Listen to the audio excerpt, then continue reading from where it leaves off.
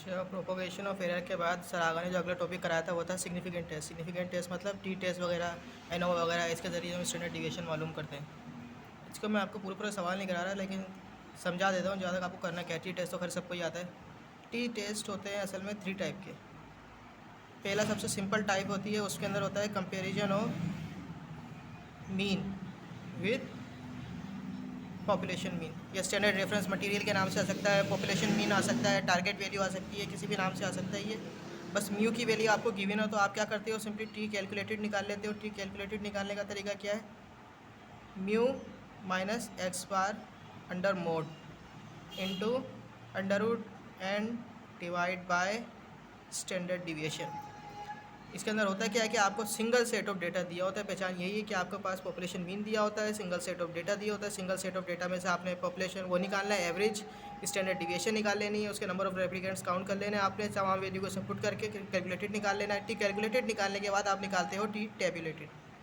T tabulated निकालने का तरीका क्या है कि पहले आप देखते हो कॉलम के अंदर, कॉलम कौन सा सिलेक्ट करना है वो आप देखते हो कॉन्फिडेंस लिमिट से। कॉन्फिडेंस लिमिट या तो आपको दी हुई होगी, अगर ना दी हो सवाल के अंदर तो ये नॉन है कि अगर कॉन्फिडेंस लिमिट ना दी हुई हो तो आप किसके अंदर देखते हो, 95% के अंदर। कॉलम जब आपने सिलेक्ट कर लिया, फिर बारी आती है रो की। रो कैसे सिलेक्ट करते हो, degree of freedom. Degree of freedom क्या होता है, नंबर ऑफ रेप्लिकेंट्स माइनस 1। अगर नंबर ऑफ रेप्लिकेंट 10 है तो आप उसमें से 1 माइनस कर दो, 9 बचे। तो 95% कॉन्फिडेंस लिमिट के कॉलम में जाओगे आप। कॉलम में जाने के बाद फिर आप रो देखोगे। रो कौन सी देखोगे, 9। उस कॉलम के अंदर रो 9 के अंदर जो आपके पास नंबर होगा वही आपका टी टेबुलेटेड होगा। टी टेबुलेटेड, टी कैलकुलेटेड निकालने के बाद आपने देखना क्या था, इसके अंदर जो आप नल हाइपोथेसिस अप्लाई करते हो, वो नल हाइपोथेसिस क्या होता है, sample mean is equals to population mean. ये आपका नल हाइपोथेसिस होता है कि सैम्पल मीन और पॉपुलेशन मीन आपका बराबर है। ये कब बराबर होते हैं, कि जब आपका टी कैलकुलेटेड टी टेबुलेटेड से छोटा हो। अगर टी टेबुलेटेड आपका बड़ा है, टी कैलकुलेटेड आपका छोटा है, इस कंडीशन के अंदर आपका नल हाइपोथेसिस रिटेन हो गया, जिसका मतलब आपका सैम्पल मीन और पॉपुलेशन मीन बराबर आ गए। इसके बाद आपके पास दूसरा टेस्ट होता है, वो होता है डिफरेंस का। डिफरेंस वाला कौन सा, जिसके अंदर आपके पास 2 सेट ऑफ डेटा होंगे। 2 सेट ऑफ डेटा तो होंगे, लेकिन वो एक वैल्यू के नहीं होंगे, बल्कि वो अलग अलग, मतलब वो रेप्लिकेट्स नहीं होंगे। फॉर एग्जांपल आपके पास 2 मेथड थे, मेथड 1 और मेथड 2। इसके अंदर आप कोई भी सॉइल के अंदर किसी चीज़ की कंसनट्रेशन मालूम कर रहे हो। फॉर एग्जाम्पल पहले आपने लेट की मालूम करी, लेट की कंसनट्रेशन आ गई 0.27, 0.32। लेट के बाद आपने चेक करा कैल्शियम, अब कैल्शियम की अचानक से बहुत ज़्यादा आ गई 2.7, 3.2। इसके बाद आपने क्या चेक करा, इसके अंदर आपने कैल्शियम हो गया, लेड हो गया। इसके बाद आपने सोडियम चेक करा, जब सोडियम चेक करा तो वो तो बहुत ही ज़्यादा आ गया, वो आपके पास हंड्रेड्स में आ गया, 100, 300। तब आप देख सकते हो कि ये डेटा रेप्लिकेट्स नहीं है, ये अलग अलग वैल्यू के लिए अलग अलग मेटल्स के लिए अलग अलग वैल्यूज़ आ रही हैं। तो यहाँ पे आप इन लोगों का मीन नहीं निकाल सकते, मीन निकालना पॉसिबल नहीं है। ना आप इसका मीन निकाल सकते हो, ना आप इसका मीन निकाल सकते हो। इस सूरत में हम क्या करते हैं, हम इन दोनों का डिफरेंस निकाल लेते हैं। इन दोनों का डिफरेंस निकाला, इनका डिफरेंस निकाला, इनका डिफरेंस निकाला। जो डिफरेंस आया उसको हमने यहाँ पे प्लस करा और उसके नंबर ऑफ रेप्लिकेट से डिवाइड करके हमने एवरेज निकाल लिया। क्या मतलब, जो आपको डेटा दिया हुआ है दोनों डेटाओं में से आपने इनका डिफरेंस निकाला। डिफरेंस निकालने के बाद उसका आपने मीन निकाल लिया। मीन निकालने के बाद फिर आपने टी टेस्ट अप्लाई करते हो, टी कैलकुलेटेड। टी कैलकुलेटेड क्या होता है आपके पास, टी कैलकुलेटेड आपके पास हो गया डिफरेंस का mod under root and divide by standard deviation. अब आपने करना क्या होता है, आपको क्या चाहिए, डिफरेंस मीन चाहिए, मीन आपने यहाँ से निकाला हुआ है। स्टैंडर्ड डिविएशन चाहिए, स्टैंडर्ड डिविएशन भी आप इसी डेटा की निकालोगे जो आपने डिफरेंस निकाला था।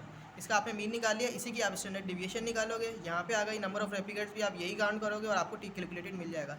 टी टेबुलेटेड का सेम वही तरीका है, डिग्री ऑफ फ्रीडम और कॉन्फिडेंस लिमिट जो आपने यहाँ देखी थी। कॉन्फिडेंस लिमिट गिवन होगी, नहीं होगी तो 95 में देखोगे, और डिग्री ऑफ फ्रीडम आप काउंट करके आ सकते हो। डिफरेंस कितनी थी उसमें से 1 माइनस करा, वो आपके पास डिग्री ऑफ फ्रीडम आ गई। टी टेबुलेटेड निकाल लिया। टी कैलकुलेटेड छोटा हो, टी टेबुलेटेड बड़ा हो, आपका नल हाइपोथेसिस रिटर्न हो जाता है। और आपके पास जो नल हाइपोथेसिस था इस वाली सूरत के अंदर, वो क्या कहता है, ये नल हाइपोथेसिस कहता था आपका जो आपका डिफरेंस है दोनों मेथड के अंदर वो बराबर है 0 के। अगर आपके पास टी कैलकुलेटेड आ गया आपका छोटा और टी टेबुलेटेड आ गया आपका बड़ा, नल हाइपोथेसिस रिटर्न हो गया, मतलब ये अप्रोक्सीमेटली 0 के बराबर है, डिफरेंस इतना ज़्यादा नहीं है। अगर है डिफरेंस तो वो रेंडम एरर की वजह से।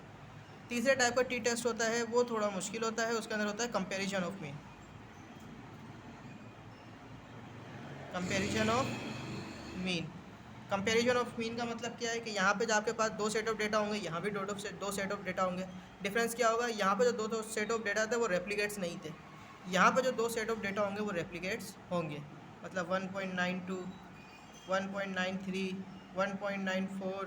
सिमिलरली यहाँ पे भी ऐसी होगा 1.89, 1.90, 1.91।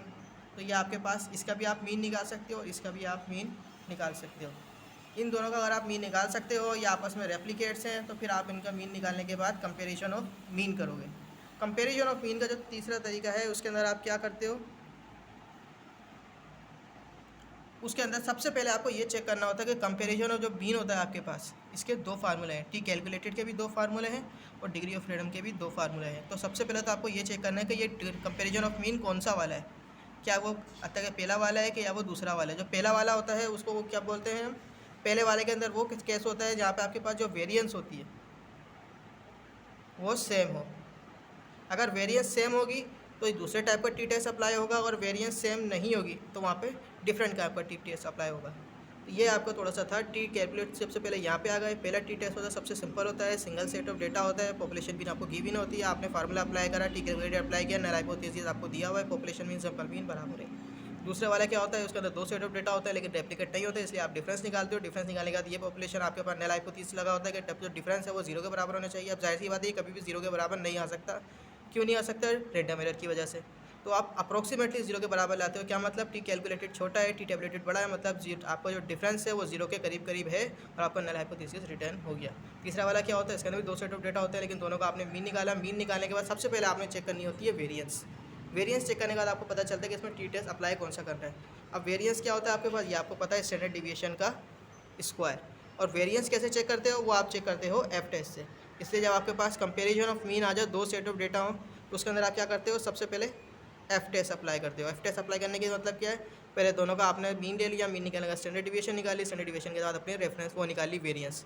फिर इसके अंदर आपने एफ कैलकुलेटेड निकाला। एफ कैलकुलेटेड निकालने का तरीका क्या होता है, वेरिएंस डिवाइड बाय वेरिएंस। अब ये ज़रूरी नहीं है यहाँ पे पहला मेथड है या यहाँ पे पहला मेथड है, हमेशा बड़ी वैल्यू, जो वेरिएंस की वैल्यू बड़ी होगी वो ऊपर आएगी, जो वेरिएंस की वैल्यू नीचे होगी वो नीचे आएगी। अगर यहाँ पे आपके पास पहले वाले मेथड का वेरिएंस बढ़ा था तो वो ऊपर आएगा, सेकंड वाले वेरिएंस बढ़ा था तो वो ऊपर आएगा। इन दोनों को डिवाइड किया आपने, आपके पास एक वैल्यू आ गई। फिर आगे आपके पास एफ टैबुलेटेड। अब एफ टैबुलेटेड निकालने के लिए सबसे पहले तो आपको यही चाहिए कि आपके पास जो टेबल आता है उसके अंदर दोनों जगह पे ही डिग्री ऑफ फ्रीडम होते हैं। यहाँ पे डिग्री ऑफ फ्रीडम होगा और यहाँ भी डिग्री ऑफ फ्रीडम होगा। तो यहाँ पे क्या करना होता है, आपने देखना होता है कि कॉलम के अंदर कौन सा डिग्री ऑफ फ्रीडम रखोगे आप और रो के अंदर कौन सा डिग्री ऑफ फ्रीडम रखोगे। कॉलम वाला डिग्री ऑफ फ्रीडम होता है ऊपर वाला, जो नॉमिनेटर में जिसकी आपने वेरिएंस रखी है। फॉर एग्जांपल अगर आपने इस वाले मेथड की वेरिएंस आपने ऊपर रखी थी नॉमिनेटर में, तो इसकी वेरिएंस बड़ी आई थी, तो इसके नंबर ऑफ रेप्लिकेट्स कितने हैं, इसके अगर नंबर ऑफ रेप्लिकेट्स हैं 3 तो उसकी डिग्री ऑफ फ्रीडम हो गई 2। तो आप कॉलम के अंदर जाओगे 2 पर, फिर आप नीचे की तरफ देखोगे, नीचे आपका जो वेरिएंस था उसकी वो क्या था, डिग्री ऑफ फ्रीडम, उसकी भी 2 थी, तो आप रो में भी 2 जाओगे। 2 कॉलम 2 रो के अंदर जो नंबर होगा वो आपका टी टैबुलेटेड होगा। फिर वही सेम चीज़, टी टैबुलेटेड बराबर है टी टैबुलेटेड, छोटा है बड़ा है वो आपने देख लेना है। अब यहाँ पे नल हाइपोथेसिस क्या होता है आपका, एफ टैबुलेटेड का आपका नल हाइपोथेसिस था, यहाँ लिख देना, एफ टैबुलेटेड का आपका नल हाइपोथेसिस है variance first set of data and variance second set of data are equal. अगर दोनों एफ टैबुलेटेड से एफ कैलकुलेटेड छोटी आ जाती है, इसका मतलब नल हाइपोथेसिस में आपके पास जो दोनों वेरिएंस थी वो बराबर थी। दोनों वेरिएंस अगर बराबर हैं तो इसका मतलब क्या है कि आपने एक टाइप का टी टेस्ट लगाना है। जब वेरिएंस सेम होती है तो जो आप टी कैलकुलेटेड का फार्मूला अप्लाई करते हो वो अब फार्मूला होता है आपके पास, पहले मीन में से दूसरा मीन माइनस कर लेना, मोड लगा लेना। मोड का मतलब क्या है, चाहे आंसर प्लस में आए चाहे माइनस में आए, आपने प्लस में ही लेना है। जब मोड हटाओगे तो हर वैल्यू प्लस की हो जाती है अंदर वाली। Divide by S pool standard deviation पहले आप निकालोगे, उसके बाद 1 divide by number of replicants plus 1 divide by number of replicants first set of data second set of data. ये हो गया आपका एफ कैलकुलेटेड, किस सूरत में, जब आपकी जो वेरिएंस हो वो सेम हो। फिर डिग्री ऑफ फ्रीडम निकालने का तरीका क्या है, एफ टी टेबल अप्लाई कर रहे हो, जाहिर सी बात है टी टेबल के अंदर आपको डिग्री ऑफ फ्रीडम भी चाहिए, कॉन्फिडेंस लिमिट भी चाहिए। कॉन्फिडेंस लिमिट गिवन होगी, नहीं गिवन होगी तो 95% लगनी है। डिग्री ऑफ फ्रीडम आप कैसे निकालोगे, दो सेट ऑफ डेटा है तो दोनों सेट ऑफ डेटा के number of replicates N1 plus N2 और दोनों को डिवाइड कर माइनस कर दोगे 2 से, तो आपके पास डिग्री ऑफ फ्रीडम आ गई। ये कब अप्लाई करोगे टेस्ट आप? जब आपकी वेरिएंस सेम आ जाए, एफ कैलकुलेटेड या नल हाइपोथेसिस रिटेन हो जाए और एफ कैलकुलेटेड छोटा आ जाए। अगर एफ कैलकुलेटेड बड़ा आ गया, नल हाइपोथेसिस रिजेक्ट हो गया, इस सूरत में आप क्या करते हो? एफ कैलकुलेटेड आपके पास छोटा आ गया, एफ कैलकुलेटेड बड़ा आया, तो इस सूरत में आपको पता चल गया कि आपके दोनों वेरिएंस बराबर नहीं है। तो उसमें जो आपका टी कैलकुलेटेड होगा वो टी कैलकुलेटेड का फार्मूला थोड़ा सा चेंज हो जाता है। यहाँ तक तो सेम रहता है, नीचे से जो आपके पास स्टैंडर्ड डिविएशन थी एस पुल, वो स्टैंडर्ड डिविएशन दोनों की इंडिविजुअली अंदर चली जाती है रूट के। तो ये हो गया स्टैंडर्ड डिविएशन डिवाइड बाय, अब एक नज़र सर वाले में काम में देख लेना आप लोग, मेरे ख्याल से तो ये स्टैंडर्ड डिविएशन नहीं थी बल्कि वेरिएंस थी, नहीं बल्कि शायद स्टैंडर्ड डिविएशन ही थी। Standard deviation of 1 divide by number of replicates of first set of data plus standard deviation of second set of data divide by number of replicates of second set of data. इसकी मदद से आपने निकाल लिया T calculated. अब T टैबलेटेड निकालना है, उसके लिए आपको डिग्री ऑफ फ्रीडम चाहिए। इसका थोड़ा मुश्किल सा फार्मूला है डिग्री ऑफ फ्रीडम का। वो फार्मूला है आपके पास variance of first divide by number of replicants of first plus variance of second divide by number of replicants of second का होल स्क्वायर, फिर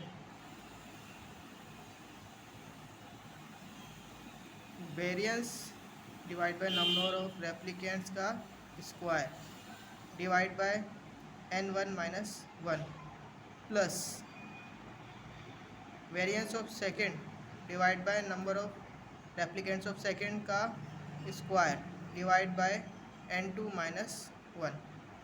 इस वाले फार्मूले से आपको निकालना होता है डिग्री ऑफ फ्रीडम। अब डिग्री ऑफ फ्रीडम आपकी एग्जैक्ट नंबर नहीं आएगा, हो सकता है 2.21 आ जाए, तो इसका मतलब आप राउंड फिगर बना लो। राउंड फिगर किसका है? 2.21 अप्रोक्सीमेटली बराबर है 2 के, तो आपकी डिग्री ऑफ फ्रीडम हो गई 2।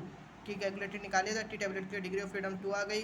जो आपके पास कॉन्फिडेंस नहीं मोड़ेगा उसका नज़रिया आप टी कैलकुलेटेड टी टैबलेटेड निकाल सकते हो और फिर कंपेयर कर सकते हैं।